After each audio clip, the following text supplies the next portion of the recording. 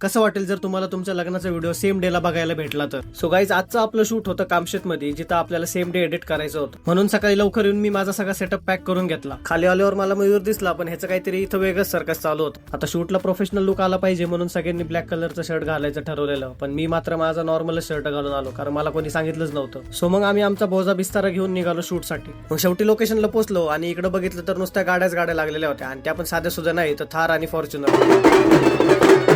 तेवढ्यात नवरदेव पण त्याच्या एंट्रीसाठी रेडी झाला आणि आम्ही मग नंतर पुढे गेलो यमाई देवीच्या मंदिरात. मंदिराच्या गाभाऱ्यात जाऊन आम्ही देवीचं दर्शन घेतलं आणि नंतर मग सगळ्या गाड्या रवाना केल्या, कारण डेस्टिनेशन लांब होतं. एकदा काम चालू झालं की आम्हाला खाण्यापिण्याचं पण भान नसतं, म्हणून आम्ही लॉन्चला गेल्यावर काम सुरू करण्याच्या आधी सगळ्यात पहिले वडापाव खाऊन घेतले. नंतर आतमध्ये गेल्यावर ब्रायडल शूट चालू झालं. प्रत्येक लग्नात फोटोग्राफी करणे एवढं सोपं नाहीये बरं का. टाइम मॅनेजमेंट करून क्रिएटिव्ह पोजिंग लावणे आणि त्यासोबतच क्रिएटिव्ह शॉट्स घेणे हे काही सोपं काम नाहीये. या सगळ्या गोष्टी करताना हर्डल्स खूप येतात, पण डोकं शांत ठेवून काम कंटिन्यू ठेवावं लागतं. आता हे बाकीचे पोरं जर असे समोर उभे राहिले तर आम्ही शूट तरी कसं घ्यायचं. आता ऑलरेडी एक काम कमी होतं की लगेच आम्हाला गुरुजींनी ह्या सप्तपदीची सुपारी ठेवायला लावल्या. आता शूट झाल्यानंतर चालू होणार होतं खरं काम, ज्यासाठी एवढा सगळा बोजा बिस्तारा मी घेऊन आलो होतो, ते म्हणजेच एडिटिंग. मग शेवटी ब्राईड अँड ग्रूमला त्यांचा व्हिडिओ दाखवला आणि तो व्हिडिओ त्यांना खूप आवडला, पण या चिल्ल्या पिल्ल्यांच्या डोक्यात काहीतरी वेगळंच चालू होतं. आता ह्यांची मस्ती तुम्ही स्वतःच बघा.